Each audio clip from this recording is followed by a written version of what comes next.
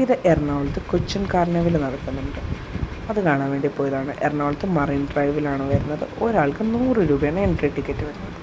ഇത് കാണാൻ ചെല്ലുമ്പോഴുള്ള first entry ആണ് കേട്ടോ അത്.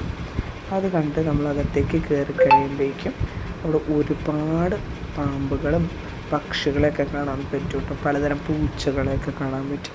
പിള്ളേർക്ക് ഭയങ്കര ഇൻട്രസ്റ്റിംഗ് ആയിരിക്കും. ലവ് ബേർഡ്സിനൊക്കെ തുറന്ന് വിട്ടേക്കാണ്.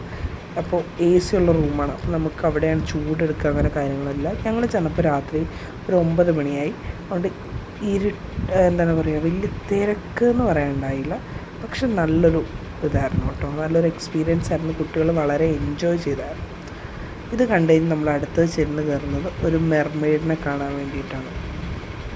അത് നല്ല രസമാണ്. ആ മെർമെയ്ഡിനെ കാണാൻ വേണ്ടി കുട്ടികൾക്കൊക്കെ വളരെയധികം ഇഷ്ടപ്പെടുന്നതാണ്.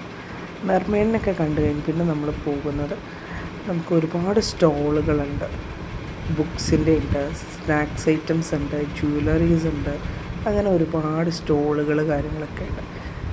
ഇത് കാണാൻ കുട്ടികൾക്ക് ഭയങ്കര ഇൻട്രസ്റ്റിംഗ് ആയിരിക്കും. കാരണം കുറേ അവർക്ക് ഇഷ്ടപ്പെടുന്ന കുറേ സാധനങ്ങളൊക്കെ കാണാൻ പറ്റും. ഇതെല്ലാം കഴിഞ്ഞ് ലാസ്റ്റ് ഇറങ്ങുന്നത് നമ്മളൊരു ഫുഡ് കോർട്ടിലേക്കാണ്.